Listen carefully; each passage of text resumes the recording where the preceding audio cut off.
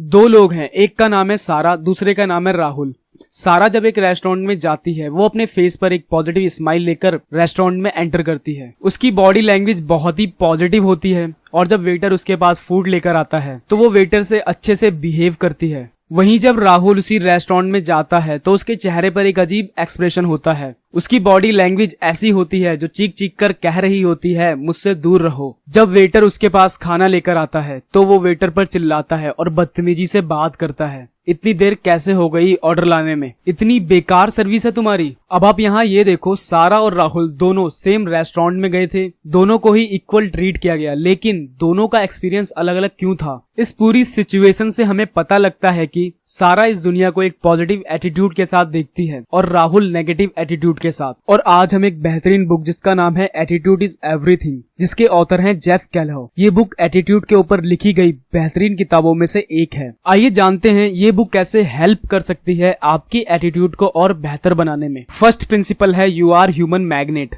Earl Nightingale जो एक great success writer और स्पीकर थे, उन्होंने अपने एक प्रोग्राम में जिसका नाम था द स्ट्रेंजेस्ट सीक्रेट, इस प्रोग्राम में उन्होंने बताया था कि सक्सेस की चाबी 6 वर्ड्स की है। वो 6 वर्ड्स हैं we become what we think about. और न केवल सक्सेस की, इवन फेलियर्स की भी नाइटिंगेल ने अपनी इस रिसर्च में बताया कि सभी महान राइटर्स, फिलोसफर्स और रिलीजियस लीडर, ये सभी लोग मानते हैं कि हमारे थॉट ही हमारे एक्शन को डिटरमाइन करते हैं। एग्जाम्पल, अगर आपको एक कमरे में कुछ देर के लिए 100 लोगों के साथ बिठा दिया जाए तो आप कुछ देर के बाद उन्हीं लोगों से बात कर रहे होगे जिनके थॉट आपसे मिलते हैं। आप उन्हीं लोगों को, उन्हीं सिचुएशन को अट्रैक्ट करते हो जैसे आप में थॉट होते हैं। आपने वो कहावत जरूर सुनी होगी, एक पंख वाले पक्षी साथ में उड़ते हैं। ऑथर ने इस चैप्टर में एक लॉ बताया है जिसका नाम है the law of dominate thought. आप ऐसे लोगों से जरूर मिले होंगे या आपने ऐसे लोगों को जरूर देखा होगा जो लोग ये कहते हैं कि यार मुझे ये करना है, मुझे ये बनना है, लेकिन फिर भी वो चीज अचीव नहीं कर पाते। ऑथर बताते हैं अगर आपके माइंड में एक थॉट है कि मुझे ये करना है, तो उस थॉट को आपको अपना एक डोमिनेट थॉट बनाना होगा, उस थॉट पर आपको बिलीव करना होगा। एग्जाम्पल, आप पूरे दिन में सिर्फ 1 घंटा पॉजिटिव सोचो और बाकी के 23 घंटे नेगेटिव सोचो और अपने आप से ये एक्सपेक्ट करो कि मैं पॉजिटिव क्यों नहीं हूँ। आप मॉर्निंग में एक हेल्दी ब्रेकफास्ट लो और पूरे दिन जंक फूड खाओ और अपने आप से ये एक्सपेक्ट करो कि मैं हेल्दी क्यों नहीं हूँ। ऑथर बताते हैं जो आपको अचीव करना है उस थॉट को आपको अपना एक डोमिनेट थॉट बनाना होगा। उस थॉट के बारे में आपको ज्यादा से ज्यादा सोचना होगा,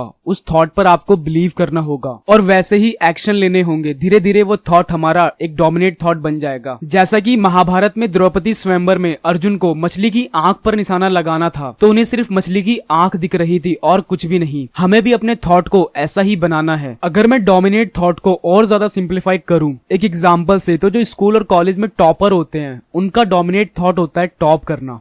सेकंड प्रिंसिपल है मेक अ कमिटमेंट। दुनिया में 2 तरह के लोग होते हैं, एक इंटरेस्टेड, दूसरा कमिटेड। इन 2 लोगों में सिर्फ 3 वर्ड्स का डिफरेंस होता है। वो वर्ड्स हैं व्हाटएवर इट टेक्स। इंटरेस्टेड लोग अपने आप से ये क्वेश्चन नहीं करते कि मुझे अपने गोल को अचीव करने के लिए क्या क्या सैक्रिफाइस करने पड़ेंगे, क्या मैं इसके लिए तैयार हूँ। इसलिए उनकी पॉसिबिलिटीज बहुत कम होती है किसी भी गोल को अचीव करने की। वहीं कमिटेड लोग अपने आप से ये क्वेश्चन जरूर करते हैं कि मुझे इस गोल को अचीव करने के लिए क्या क्या सैक्रिफाइस करने पड़ेंगे। इसको एक एग्जाम्पल से समझते हैं। पवन और सौरभ 2 दोस्त हैं, दोनों को वेट लूज करना है। पवन जब ये गोल सेट करता है कि मुझे वेट लूज करना है तो वो अपने आप से ये क्वेश्चनिंग नहीं करता कि मुझे इसके लिए क्या क्या सैक्रिफाइस करने पड़ेंगे। पवन वेट लूज करने में तो इंटरेस्टेड है लेकिन इसके लिए जो सैक्रिफाइस देना होगा वो देना नहीं चाहता, इसलिए उसका ये वेट लूज का थॉट डोमिनेट थॉट नहीं बन पाता। जब सौरभ गोल सेट करता है कि मुझे वेट लूज करना है तो वो अपने आप से क्वेश्चनिंग करता है कि मुझे इसके लिए क्या क्या सैक्रिफाइस करना पड़ेगा, उसकी लिस्ट बनाता है और गोल के प्रति कमिटेड रहता है कि इस गोल को अचीव करने के लिए मुझे जो सैक्रिफाइस करने पड़ेंगे वो मैं करूंगा। उसका ये वेट लूज का थॉट अब डोमिनेट थॉट बन जाता है। आप जब भी कोई गोल सेट करो हमेशा अपने आप से ये क्वेश्चन करो इस गोल को अचीव करने के लिए मुझे क्या क्या सैक्रिफाइस करना पड़ेगा, क्योंकि कुछ पाने के लिए कुछ खोना पड़ता है। अगर आप वो सैक्रिफाइस करने के लिए तैयार हो तो अब आप अपने गोल को लेकर इंटरेस्टेड नहीं हो, कमिटेड हो। अब वो आपका थॉट डोमिनेट थॉट बनेगा। थर्ड प्रिंसिपल है turn your problem into opportunities. आपने अपनी लाइफ में ऐसे लोगों को जरूर देखा होगा जो हमेशा ये कहते रहते हैं यार मेरी लाइफ में बहुत प्रॉब्लम्स हैं, मेरे साथ ही ऐसा क्यों होता है। ऑथर बताते हैं दुनिया में 2 तरह के लोग होते हैं, एक वो जो प्रॉब्लम को प्रॉब्लम की तरह देखते हैं, दूसरे वो जो प्रॉब्लम को अपॉर्चुनिटी की तरह देखते हैं। इमेजिन करो एक गिलास है जो आधे पानी से भरा हुआ है। अब कुछ लोग उस गिलास को आधा खाली देखेंगे और कुछ लोग आधा भरा।